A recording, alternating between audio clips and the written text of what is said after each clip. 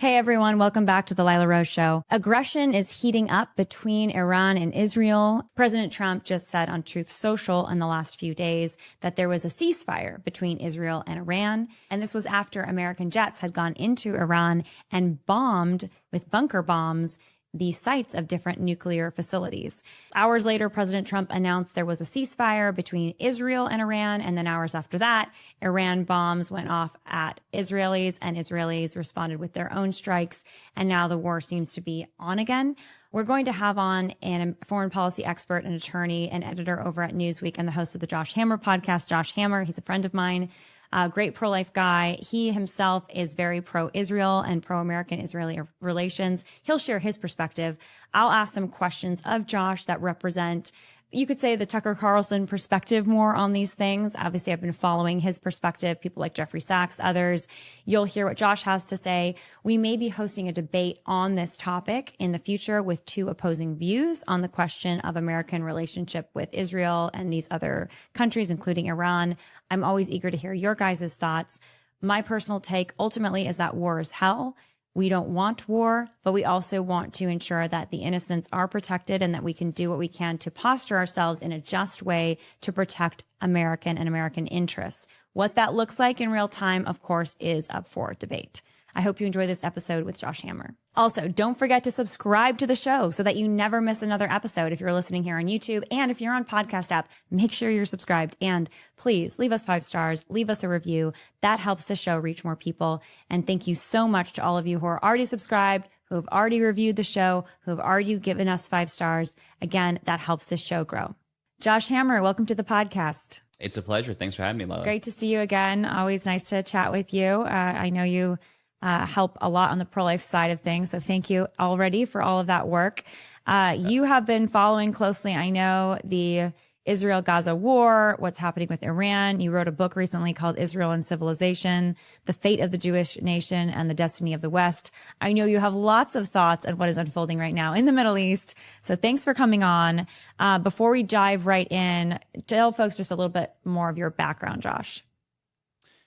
Sure. Yeah. So, Lila, I've been involved in conservative activism, conservative politics, punditry, commentary, writing, speaking, all the above for some years now. My background is actually that of a lawyer. So I went to University of Chicago Law School. I worked at a major law firm, Kirkland & Ellis. I clerked on the U.S. Court of Appeals for the Fifth Circuit for the judge that, for what my money is worth, he's the single greatest judge in all the lower courts, Judge James C. Ho, down in Dallas, Texas. Hopefully our next SCOTUS justice.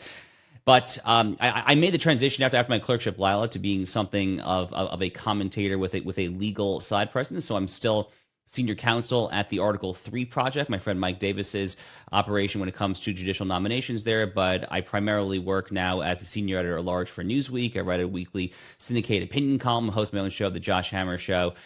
And on a personal note, I'm Jewish, as my book subtitle would probably indicate there. I've become a religious Jew in recent years there. I was raised very secular. My personal journey is actually very much part of the book. It's kind of woven throughout the narrative there.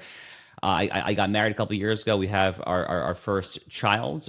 She was born this past December, and she was actually just with us over in Israel, which made for some interesting times, as you can probably imagine there. But I try to do whatever I can, Lila, to try and just help out the good guys in this broader conflict between civilization and barbarism. That is how I think of it when it comes to the most barbaric issue of all, the abortion issue, or when it comes to various other forms of civilizational barbarism clash as well, such as what we see currently in the Middle East. Thank you, Josh. Well, thanks for that background there. And we're going to have on the show different perspectives on this. So your perspective, I think, is very important because you're looking at this, like you just said, you framed it between barbarism and civilization. So I know you're going to be explaining that more throughout this interview.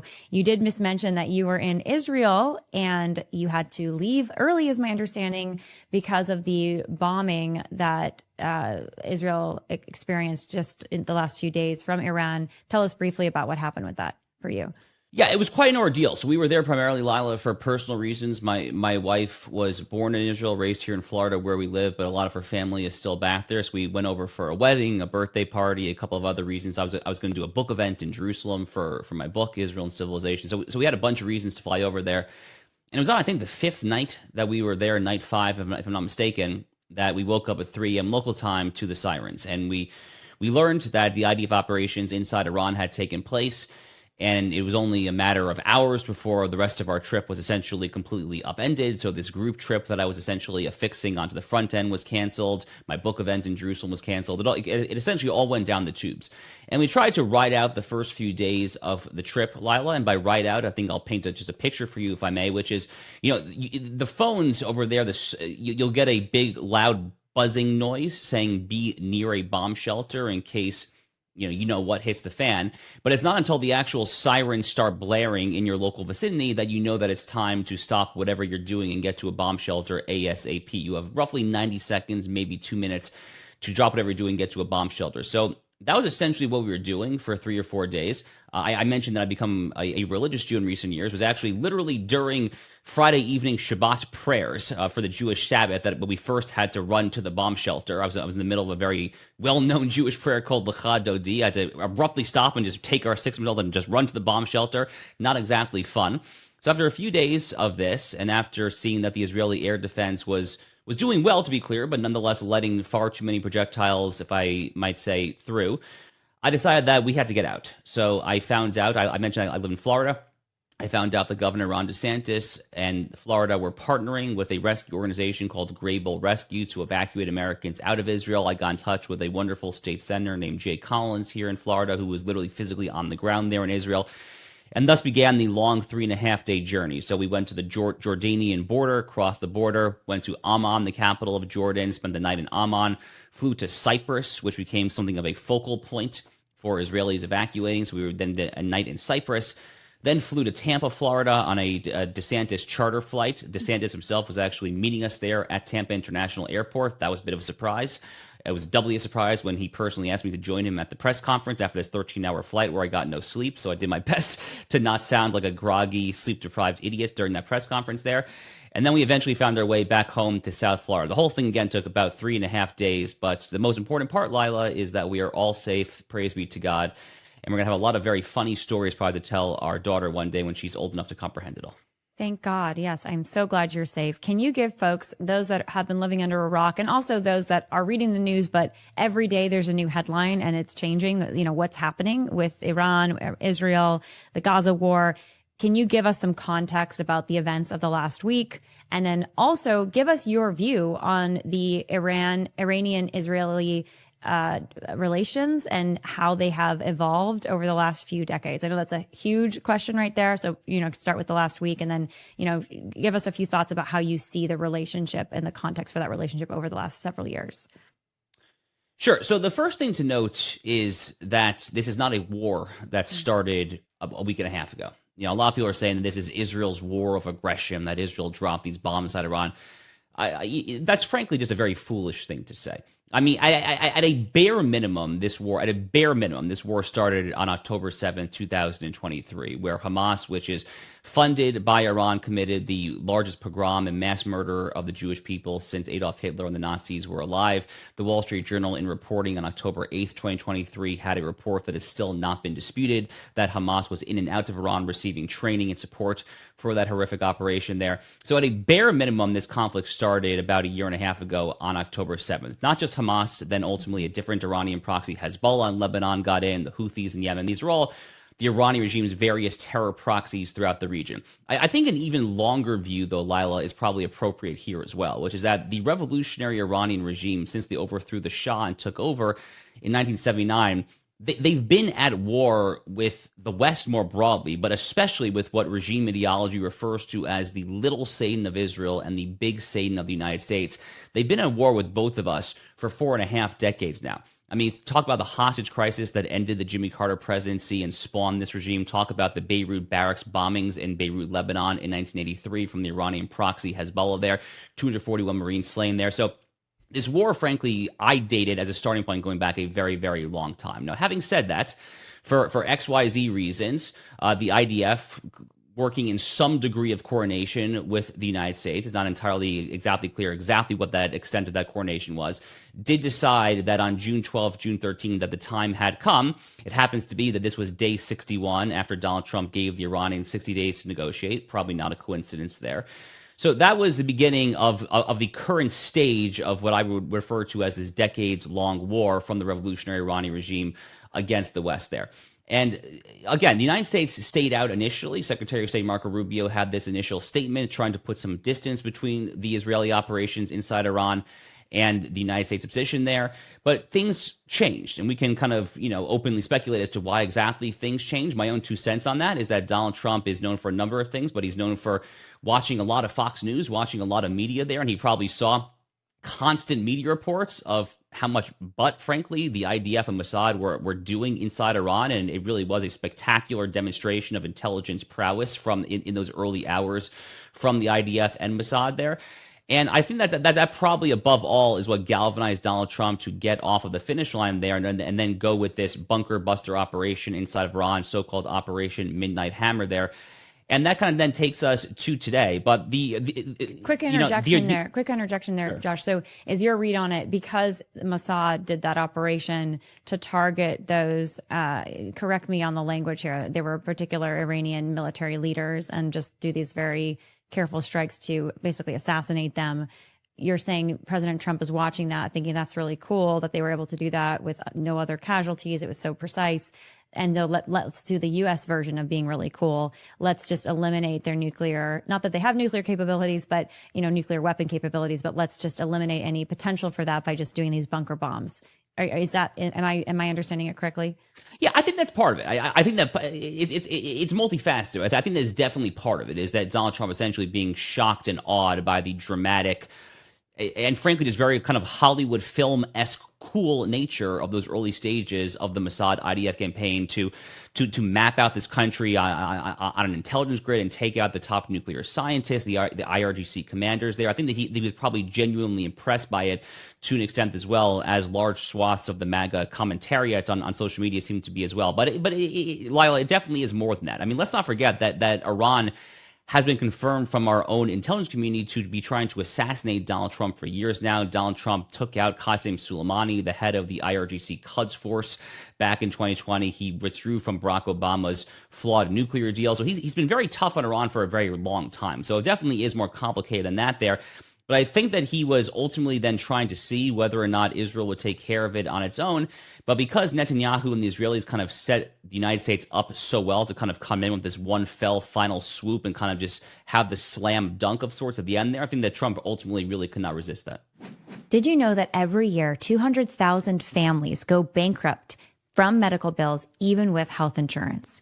For many people, insurance is simply not working for them. That's why I'm excited to share with you about Crowd Health, which is an alternative model for paying for your healthcare. Crowd Health takes your bills, personally negotiates them on your behalf, and then sends out a request to the community to help cover your bills.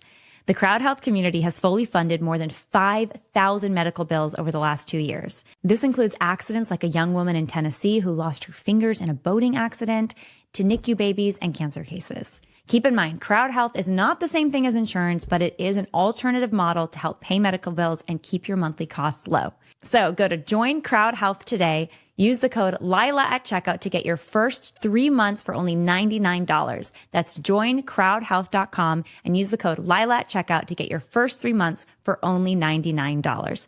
Joincrowdhealth.com. I think, response by some right now in terms of this escalation. I mean, whether it's Israel attacking the, military leaders in Iran and those targeted strikes, or it's the United States' bunker bombs against the nuclear sites, there has been the response by many saying this is escalation.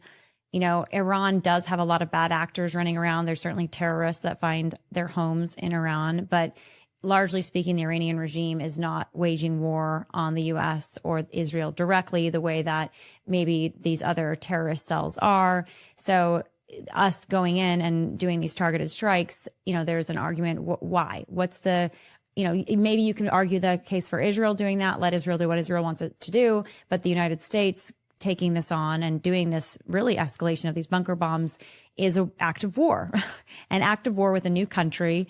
President Trump ran on no more endless wars, no regime change. So why are we risking American lives and basically putting our finger into the viper's nest here. And also, is Iran truly our enemy? Like this idea that you could say North Korea is our enemy, but we're not bombing North Korea, right? So what is your response to that? Okay, a lot to unpack there. We're not buying North Korea for the very simple reason that North Korea is a nuclear power. Now, we can debate whether or not that was a good idea to let them become nuclear there, but we're not just going to go in and start just dropping carpet bombs on Pyongyang because North Korea is a nuclear power. The entire point of this operation was to prevent one of the foremost fanatical regimes, probably one of the top two most radical regimes on the face of the earth, along with North Korea, to prevent them from getting a nuclear weapon in the first place. As to the notion as to whether or not Iran is an enemy of the United States, yeah, they unequivocally are. How do we know that? Because they literally say it. Lila, I was giving a speech last summer in Washington, D.C., for YAF, Young America's Foundation. I was talking about all these issues there, and I saw someone in the back of the room who was dressed a little quirkily. He looked like he was from a different culture, just vigorously nodding along in the back. And I kind of made a mental note, and I said, you know what? I'm going to find this guy after the talk and find out why he is nodding along so vigorously. Sure enough, he comes up to me. This guy was born and raised in Tehran. He was born and raised there until the age of 16. He literally told me that in their state schools in Tehran, in Iran, their version of the Pledge of Allegiance. So in the United States, K through 12, hand over the heart, I pledge allegiance to the flag of the United States. In Iran, their version is, I solemnly vow to do all that I can to destroy the little Satan of Israel and the big Satan of the United States. They literally actually believe this. And they don't just believe it, they act on it. Again, I mentioned the Beirut barracks bombings in 1983, the Khyber Towers bombing in Saudi Arabia in the 1990s, the Qasem Soleimani supplied IEDs on the roadside of Fallujah and Al-Anbar province during the David Petraeus counterinsurgency in the 2010s. They've been acting on this for decades and decades and decades there. Why in the world would we just simply permit a regime that chants death to America on a daily basis and acts on that whenever they can to then go ahead and just give them the most dangerous weapons known to man in the history of mankind there? It's a preemptive strike to prevent the worst situation from manifesting it. But this is not a declaration of war for the very simple reason that Iran has already been at war. They literally declare it on a daily basis there. So this war has actually been going on, whether or not Americans are attuned to that fact. Now, it's not a hot war. There's no possibility of boots on the ground, not even the most interventionist neoconservatives of a Bush-era stripe. Not even Lindsey Graham is calling for that. It's a total straw man, frankly, from the Tucker Carlson types to suggest that boots on the ground is on the table. It's not. I literally have not encountered a single serious person speculating that there.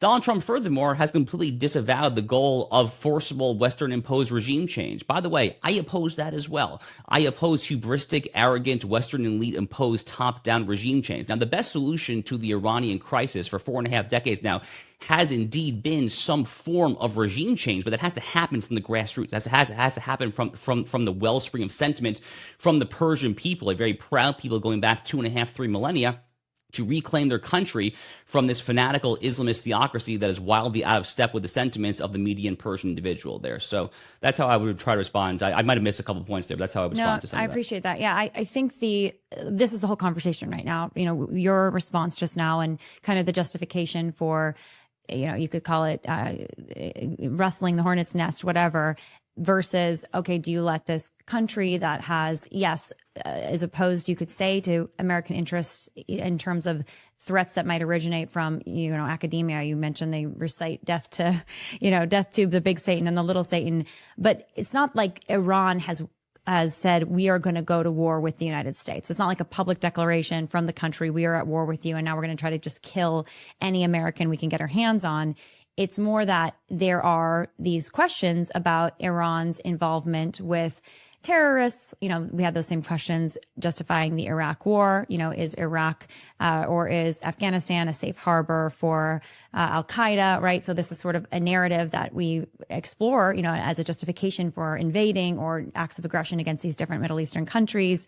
But, you mentioned North Korea and their nuclear capabilities. I think about like Otto Warmbier. I'm sure you're familiar with his story, but this young American college kid who, travels through North Korea several years back. I think it's been over a decade now.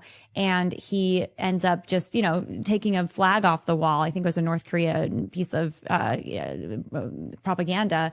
And North Korea snatches him up, imprisons him, refuses to let him go. basically virtually tortures him to death. Finally, his release is negotiated. Then they send back his comatose body to the United States. But you could say very much this is a terrorist regime, North Korea.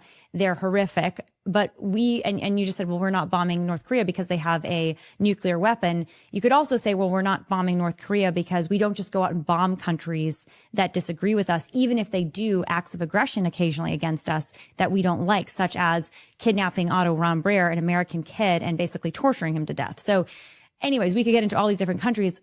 There's complicated U.S. relationships with most countries across the world to varying degrees. We have different kinds of alliances and different kinds of aggressions, right? Even China, right? How we interact with China.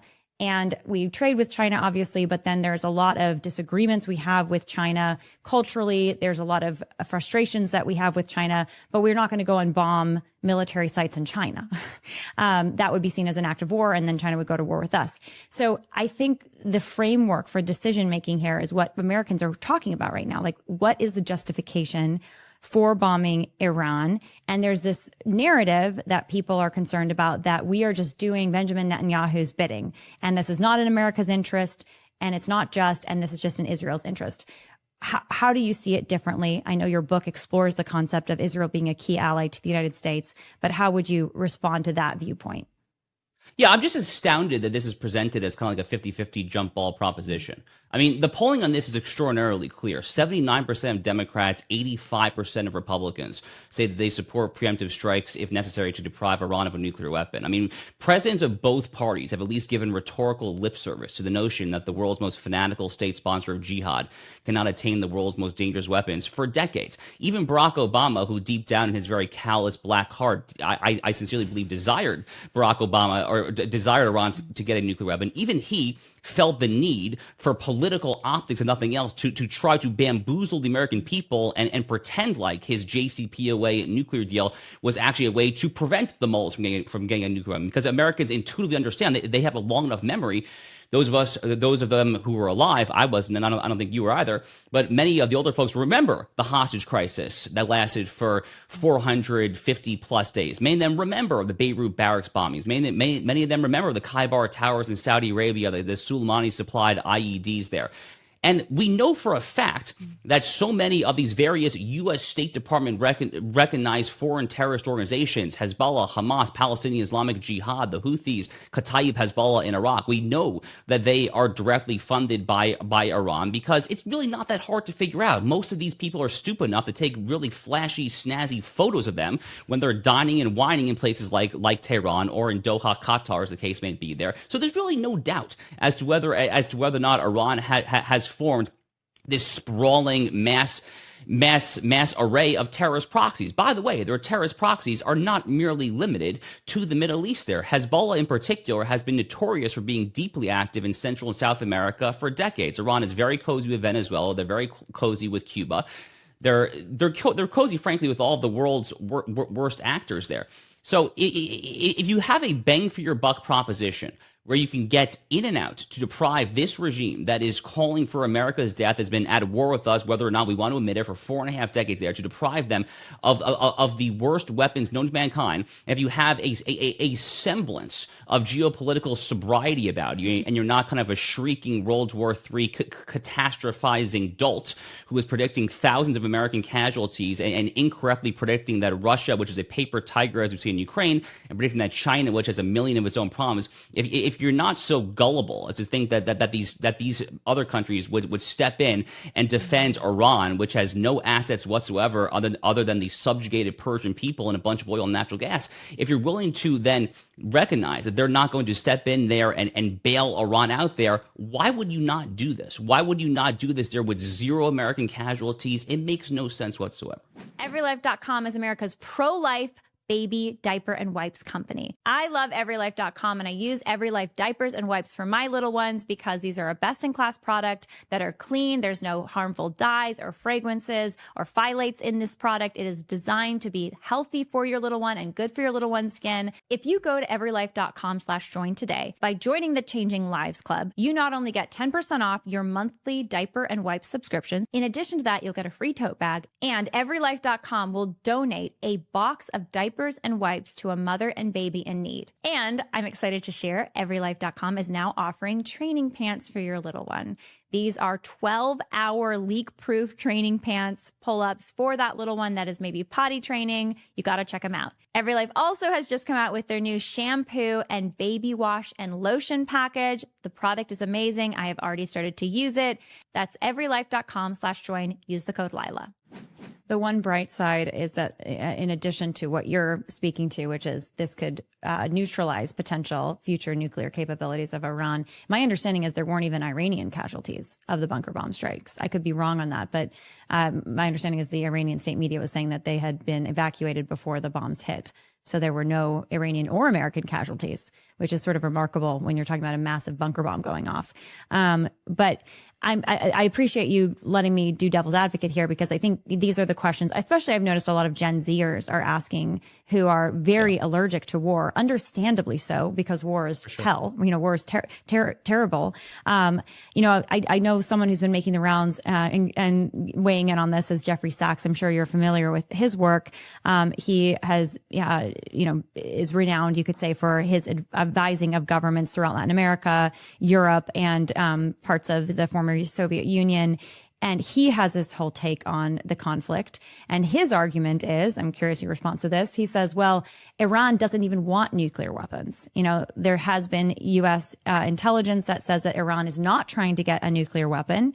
They don't have what it takes now, obviously, and they're not also trying to do it. And it's because they don't want it and their neighbors don't want them to have it. So this is basically a concoction, you know, by the war hawks from the U.S. and Israel, who just want to, you know, take another swipe at Iran, but they're really not trying to go for nuclear weapons anyways. What are your thoughts? I mean, it's just so stupid that I struggle to know even where to begin, honestly. I mean, Jeffrey Sachs, this tool. So you think he's just what do you think is motivating that opinion? I think Jeffrey Sachs is a mouthpiece for Russia and Iran and places like that. He is a Russian-Chinese proto-mouthpiece there, which is why he's getting all. Would that be your allegation? I have no evidence to suggest that, but he seems to be a frequent guest on the Tucker Carlson show, which is a show that certainly seems to be getting paid, from what I can tell, or at least close to being paid by certain foreign outlets. There, I have no direct evidence for that either, but kind of trace the money, and it seems like it adds up. But I have no evidence to suggest that Jeffrey Sachs specifically is getting paid there. But look, I mean, Sachs is very close to the UN, the World Economic Forum, various other globalist transnational institutions there. He should look at what the UN's own so-called nuclear watchdog, the IAEA, has been saying about Iran's program for 25, 30 years there. They've been calling this out for literally my entire adult lifetime, saying that Iran is not being honest with nuclear inspectors there. Yes, they're getting to 60% enriched uranium. They're getting to this, they're getting to that there. And, you know, Iran does a really, really lousy job of trying to pretend like they're not doing that there. That's the entire reason they sat down for negotiations with Barack Obama in the first place there. If you were so adamant that you were not developing a nuclear weapon, why would you kind of dignify this grand negotiation in the first place there? Why would you dignify these most recent Steve Witkoff negotiations there?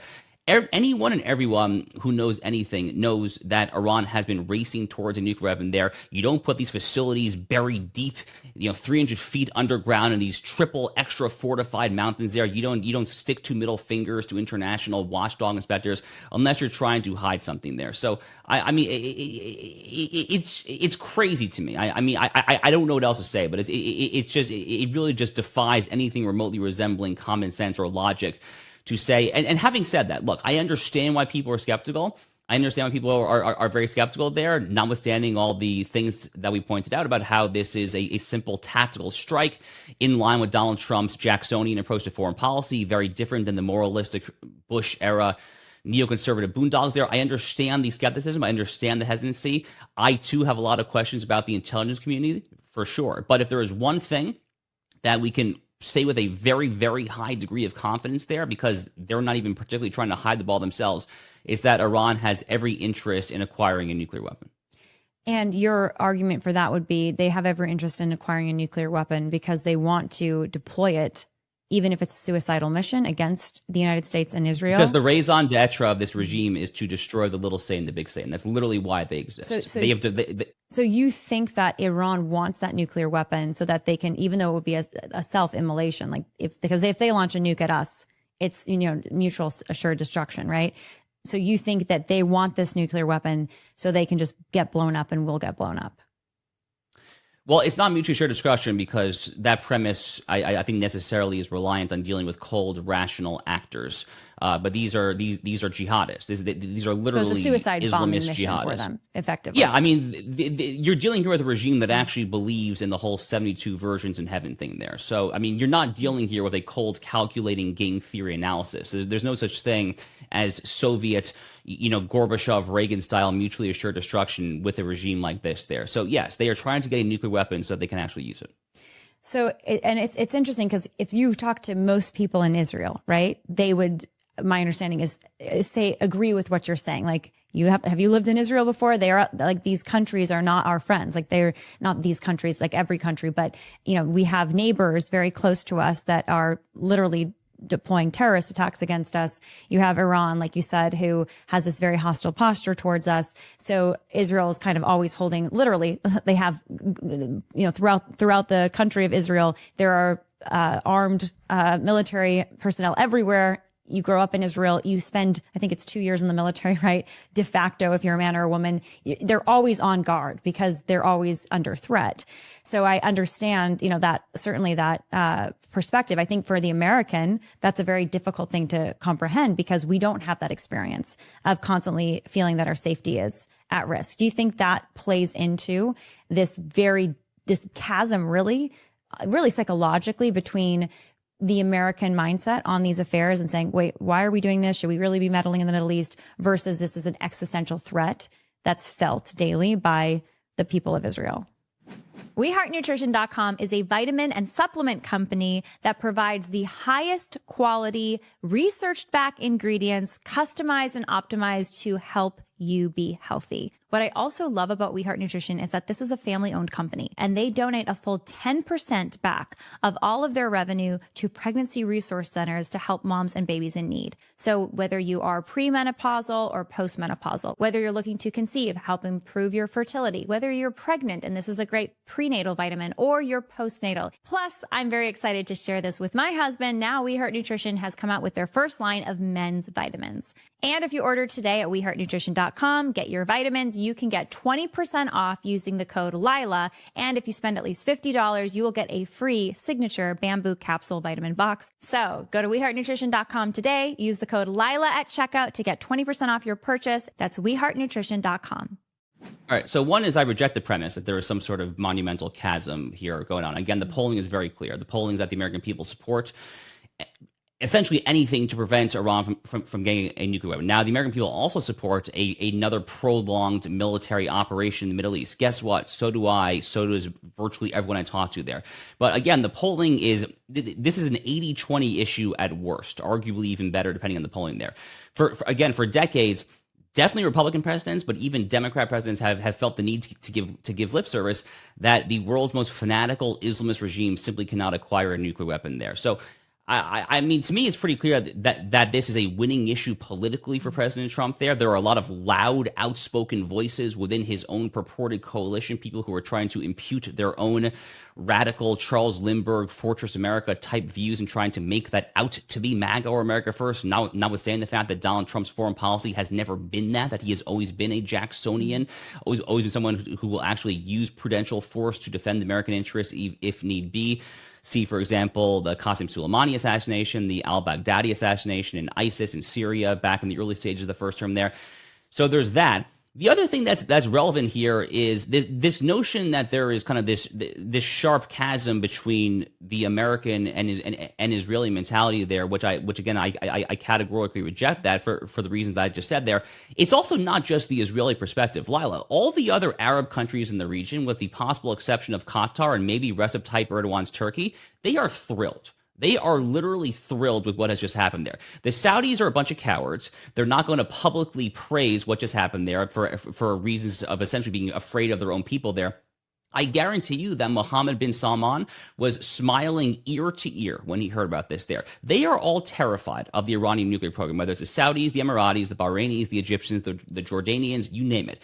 The entire non-Islamist axis of Arab countries there, again, Qatar a little different, Turkey a little different as well. But virtually all these other countries, even Syria under their new leadership, now that Assad has fled to Moscow under this guy al-Jilani, who I have a lot of questions about him. Even Syria allegedly or apparently was allowing Israel and the United States to use their airspace to intercept Iranian missiles there. No one wants this. No one wants this fanatical regime to be armed with the worst weapons on the face of the earth there. That was the entire premise of the Abraham Accords that Trump and Netanyahu orchestrated, was to get this Iran containment alliance there. And frankly, there's really no one other than Israel itself who's happier about what Donald Trump did in Midnight Hammer than Riyadh, Abu Dhabi, and so forth. I want to go to, in a minute, a clip from Trump that's circulating the internet right now about latest developments and the Israeli-Iran conflict front. But first, to your point about you don't buy this sort of narrative that Americans, and there's this chasm between the American view on the war and Israel's. I agree with you, certainly with older generations. I think that's true with many millennials and certainly Gen X, boomers, people who have kind of been around the block, have lived through some of the things you keep referencing in this interview about the Iranian aggressions and the tumult in the Middle East. But you look at Gen Zer Americans, and it's very interesting. And I'm sure you've seen this, especially at the college campus, crazy, pro-Palestine, from the river to the sea, protests and, tearing down pictures of hostages. I mean, some really aggressive anti-Israel, anti-Semitic, virulent sentiment coming up among some younger generations. And then in addition, you see some of this, polling that's being done. This is Pew Research. Younger Americans have a more favorable opinion of the Palestinian people than the Israeli people. 6 in 10 adults under age 30 have a positive view of the Palestinian people, compared with 46% who see the Israeli people positively. And then there's a majority of Americans who are younger, under 30. Again, this is a different cohort, who see the Israel-Hamas war as unjust, Israel's aggression against Hamas unjust, even though, again, Hamas started it October 7th, as you just talked about earlier. Are you seeing this in your personal experience, including on the right? Are you concerned about it? What do you think it means? I'd love your take on that. Yeah, look, it's all very concerning. And I mean, it's essentially why I wrote my book, Israel and Civilization, was these exact concerns. The concerns among Gen Z, the concerns among some folks within the broader MAGA, America First coalition in general. And frankly, just the deeply cynical, I would say borderline evil attempts by some provocateurs online to try to distance not merely the United States from Israel, but trying to distance Jews and Christians. That really, I think, is the ultimate, deeply insidious and pernicious end goal of some of the absolute worst actors there on the online right. So trying to combat all of that was very much deliberately and intentionally what I was trying to do with my book, Israel and Civilization, The Fate of the Jewish Nation and the Destiny of the West. I don't pretend to have all of the answers, Lila, but what I can tell you is this. My basic premise in the book is that Western civilization is largely synonymous with the biblical inheritance there, that the two biblical religions, Judaism and Christianity, are the religions that built what we today refer to as Western civilization there. And when you consider the three forces that I identify as trying to subjugate the biblical inheritance, Western civilization, and trying to ultimately in a very hegemonic fashion, extirpate us, I can identify at least three: wokeism, Islamism, and global neoliberalism. I think one of the key points to recognize is that it's not just the Jewish state of Israel, but it's also the Jewish people that tend to oftentimes be the canary in the coal mine for all of these various types of subjugation there. And the same way that Western civilization, that Christians built Western civilization off of the biblical offshoot there. I think the famous line was that the Jews are the original people of the book, and then the Christians are the great Gentile offshoot there. The same way that original tree trunk helped solidify the West, something that the American founders understood extremely well. People like Benjamin Franklin and Thomas Jefferson wanted the national seal of the United States to be to be Moses parting the Red Sea with the Israelites there. The same way that none of this ends up happening without the original people of the book. So too, I think, will Western civilization ultimately suffer by trying to suffocate and extricate the original people of the book as well. And there's all sorts of other kind of arguments off of that, Lila, there. Another argument that I make in the book is that if you are a nationalist, which I think a lot of people on the right would call themselves today, I am a nationalist personally. If you are a nationalist and you care about the nation state opposed to globalism, to transnational institutions there, I think that there is an idiosyncratic reason also to care about the specific fate of the state of Israel, which is that Israel, going back literally to King David's unification of the tribes in Jerusalem in the Bible, is, by my estimation, really the world's ancient predecessor to what we might call the nation state. In fact, the biblical model of geopolitical affairs is very much kind of a nationalist nation-state endeavor. We might contrast that actually with the imperial model of the Roman Empire there. So if you care about modern nationalism and the modern nation-state there, I think a lot of people on the right care about borders and sovereignty and the nation-state and all that there. I think that there is kind of a very specific idiosyncratic reason to care about Israel's fate as well. In just the last couple days, there has been, yesterday I think it was actually, President Trump announced on Truth Social that he had brokered, well, he didn't say he had brokered it, excuse me, but he has said that there was a ceasefire agreement between Iran and Israel. I know you saw that. I'm sure you saw that. Just a few hours ago, Trump was interviewed by media. I'm going to play this clip. Let me see if you can hear this. I'm sure you've seen this clip. So this woman is asking him if Israel has violated the ceasefire agreement. Do you think that Iran is, I think, committed to peace, she's asking. Yeah, I do. They violated it, but Israel violated it too. Israel, as soon as we made the deal, they came out and they dropped a load of bombs, the likes of which I've never seen before. The biggest load that we've seen. I'm not happy with Israel. You know, when I say, okay, now you have 12 hours, you don't go out in the first hour and just drop everything you have on them. So I'm not happy with them. I'm not happy with Iran either. But I'm really unhappy if Israel's going out this morning because the one rocket that didn't land, that was shot, perhaps by mistake, that didn't land. I'm not happy about that. You know what? We basically have two countries that have been fighting so long and so hard that they don't know what the they're doing. Do you understand that? And then he marches off to his helicopter. I know. I'm sure you saw that clip. What do you? Why do you think Trump is saying this? Do you agree with him? Disagree? What are your thoughts? Well, he's understandably upset that this ceasefire is not holding. I don't really understand why he's blaming both sides equally here. I mean, Iran was the one who apparently violated 3.5 hours after the ceasefire went into place. By the way, just a few hours before the ceasefire went into place, they got one final missile that landed tragically in Beersheba, murdered 4 to 5 Israelis. So that was before the ceasefire, and then immediately after it, they're firing more missiles there. So it's not obvious to me as to why you're blaming both sides. It kind of strikes me as to, you know, after Fort Sumter in April of 1861, are you going to blame the Confederacy and the Union equally there? I mean, it's a very crass analogy, but it kind of holds water here. So Meaning I don't know why he's doing that. Israel retaliating after you're saying Iran is the first party to break the ceasefire is not Israel. In your view, is not Israel breaking the ceasefire because they're just responding in kind to the aggression. Yeah, on the contrary, it's the only way to enforce a ceasefire is to actually demonstrate that there are repercussions for breaking it there. Again, I'm not surprised, unfortunately, that Iran is violating a ceasefire so soon after signing it. Again, you're dealing here with the most deceitful, sniveling, lying, people in any regime on the face of the earth. That's just who they are. They've been lying to anyone, everyone for decades and decades and decades now. So I'm hardly surprised about that.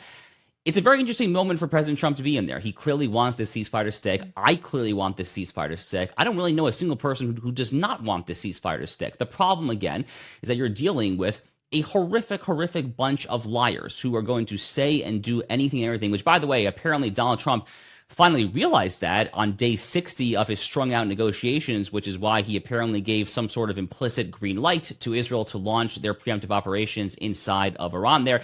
So on the one hand, Donald Trump has realized that the Iranians are stringing him along. On the other hand, maybe he has not realized that. I think he's kind of lashing out here just in very viscerally frustrated fashion, hence that F-bomb that he dropped on the way to the helicopter there. I don't blame him. He's probably been working his tail off, working the phones, trying to reach a ceasefire there. So I don't blame him for being upset there. I just wish that he would blame the side that is clearly to blame there. There's no one in Israel, Lila, who is, at least that I'm aware of, there's really no one who is hoping for a prolonged mission there. Israel has accomplished its operational goals here. The United States has accomplished its operational goals here. Everyone should be happy. Let's get the ceasefire there. Easier said than done, though, because that's That's just the nature of the regime, unfortunately, in Iran. I've got to ask you one more question. Thank you so much for your time, Josh, and also for letting me be devil's advocate here, because I'm asking questions that I'm seeing raised constantly, especially by the younger generations, and I think it's really key to engage the questions. I know that there's also anti-Semitism is real. I've seen it in its face. It's very ugly. So that's another thing that, you can't really answer anti-Semitism except to say that's horrific. Stop being that way. But there's this, it's a whole, it's a mixed pot of all kinds of different motivations and actors and everything else. Moving over to, and I do think one of the reasons for so much anti-Israel sentiment right now is this, onslaught online of content coming from Gaza and people looking at the plight of Gazans, not combatant Gazans, Hamas, but children, families that are caught in the crossfire ultimately. And, their lives are at risk or they're dying. And so you see enough pictures. I think it radicalizes people. They think this is so horrific. We can't, we hate, we just want this to stop. We want this to stop. So I do want to ask you about Gaza too, because I know that's obviously part of all of this. And, after October 7th, horrific, heinous acts, there was a ceasefire. Hamas broke it. Hamas did the most unspeakable things to scores and scores of Israelis, just unspeakably horrific and heinous. And then Israel launches a counter attack to try to eradicate Hamas. Of course, Hamas goes underground, in their bunkers under the schools of their own people and the homes of their own people. So there's all at war now on the Gaza Strip. Do you think that the end is in sight in terms of beating Hamas, actually winning victory over Hamas? Are you concerned about the casualties? How do you see a solution? Is there a solution to limiting the casualties of the civilians who are caught in the crossfire? Any thoughts on the Gaza-Hamas war or the Gaza-Israel war that's unfolding at the same time?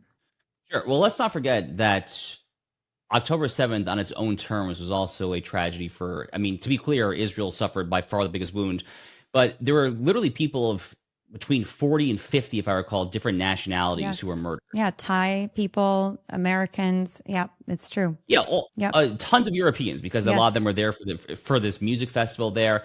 And there were roughly 36 Americans who were either killed or taken hostage there. In fact, October 7th, taken on its own terms, amounted to the single largest American hostage crisis since 1979, since the Iranian, which is really crazy, right? But a lot of these people, who are saying like America first, I want nothing to do with there.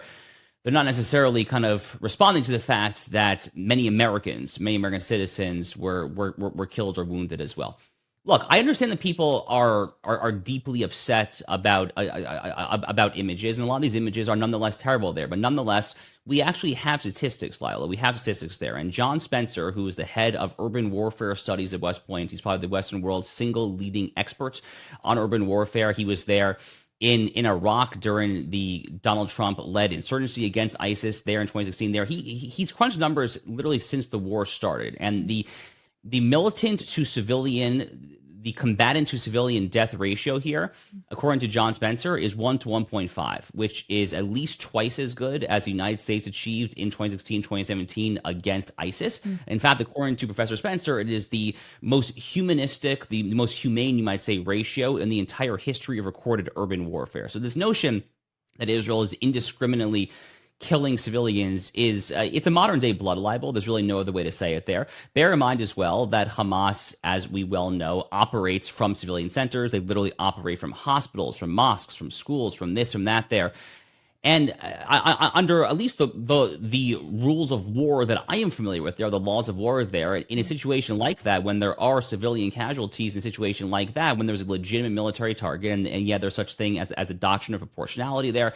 But the moral onus does go to Hamas in a situation like that there. So for all the above reasons there, I think that the shrieks of hysteria from a lot of emotionally manipulated people there looking at various kind of one-off images and concluding that there is a genocide or something like that there, I think it's just a load of rubbish. Now, will Israel be able to actually eradicate Hamas, as Netanyahu has repeatedly said? I don't know the answer to that. I mean, it's been going on for a long time. Joe Biden had extremely stringent, strict rules of engagement trying to hamstring the Israelis from actually doing that. I'm not entirely sure what the next few months will look like from a Trump perspective there. Trump would definitely like for this war to end sooner rather than later there. if I had to guess, Lila, just a pure speculation, the war will finish in some capacity with Hamas being out of power, but probably not fully eliminated. That's probably my best guess as to how this ends there, but it really is just a guess. I think the reason for so much chagrin upon seeing the devastation unfolding in Gaza is because we hold Israel to a standard at least as high as our own ally. I mean, they are our ally. They're not Iran. They're not Syria. There's brutal things that those regimes have done, and, children that have been, butchered in those countries. Certainly I think about Syria and what's happened in the last decade in Syria. But in Israel, they're our ally, right? So we know that we want to be able to count on each other. And so this idea that Israel's onslaught against Hamas is as a casualty, you're seeing children dying, and a lot of children potentially dying. It's devastating. It's hard for, I think, American minds to be okay with that. And certainly younger generations are acting up against it, especially saying this is not okay. This is not okay. I know you mentioned the stat about urban warfare, which is, very interesting. It's very hard to wage war in Gaza. It's not designed for war. All right. It's a densely compact population. It's not like Israel is going in there purposely trying to bomb children. If they wanted to, there would be a lot more children dead. That's what I say to people when I have conversations about this. But that being said, there are children who are dying, and that's a horrific tragedy. It is a horrific tragedy any way you look at it. Is there anything that you think Israel could be doing differently at this point? Or do you, in your view, is that they have done maximum restraint while at the same time pursuing their important objective of toppling Hamas? Yeah, on the contrary, I think that they've been overly restrained. Actually, I think that they've been way too restrained, and that if they were to actually be less restrained and be a little more hands off and actually just try to finish a job there, then this war would have actually ended probably a year ago, maybe even more than a year ago there. In fact, the only reason that we're still here having this conversation is because the rules of engagement have been overly restrictive from the get-go. Look, Lila, everyone hates innocent people dying, okay? Everyone hates there.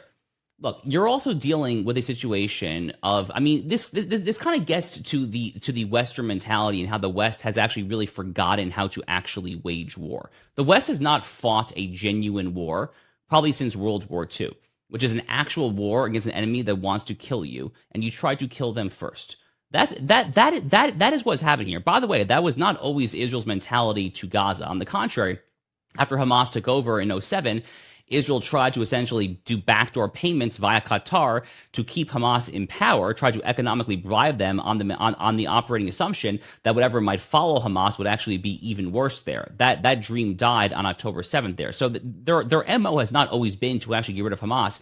The thing is that after October 7th, I think their mentality changed and said, no, literally nothing can actually be worse than this there. So this is war. This is war after what happened on October 7th. War is ugly. War is ugly. War is hell, which is why wars should be avoided at all costs. But sometimes wars are necessary there. And civilians, tragically, are going to die in every single war here. It just happens to be the case that the civilian to combatant death ratio in Gaza is literally the lowest in the entire history of urban warfare, no matter how many images come out that make all of our hearts really kind of just sink.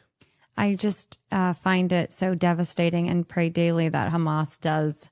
Not that they can really come to their senses and that they are on their own suicidal mission. Many of them, it's a tactic. Suicide missions is a tactic of Hamas, of course, but that there will be peace, because there's the death toll of both Israelis already, and then certainly of Gazans who are, casualties, innocent casualties. It's devastating. It's devastating to anyone. It's why, like you say, war is hell. Josh, I really appreciate you running through your views on all of this and engaging these other viewpoints. On the show, we try to really speak to where people are at. And I think most of our show is very, on the same page with what you're saying. But there's a lot of young people, especially today, who are really concerned about doing justice and getting this right. And I think overall that motivation is a good one. And so informing it with these different viewpoints is so key. So I appreciate that. Where can people find your work and also get your book? Lila, my pleasure. Thank you for having me. So I'm on X, Josh_Hammer. My Instagram is Josh B Hammer. My syndicated column goes up at Newsweek, Real Clear Politics, LA Times, other places as well. My show, The Josh Hammer Show, wherever podcasts are available. And the book, again, is Israel and Civilization, The Fate of the Jewish Nation and the Destiny of the West. Awesome. Thank you so much, Josh. Glad you're safe and glad you're back. God bless you, Lila. Thank you. Thanks so much for listening to this episode of The Lila Rose Show with Josh Hammer. Let me know your thoughts. I know that this is, again, very controversial. I love hearing your input. And let me know your recommendations for guests who could have a good faith debate about these issues, because I'm looking at hosting one of those debates on the show, and I'd love to hear your input. Don't forget to subscribe if you're not already subscribed. And thank you so much to our Rose Report listeners. Go check it out for behind the scenes access and ad-free episodes over at Rose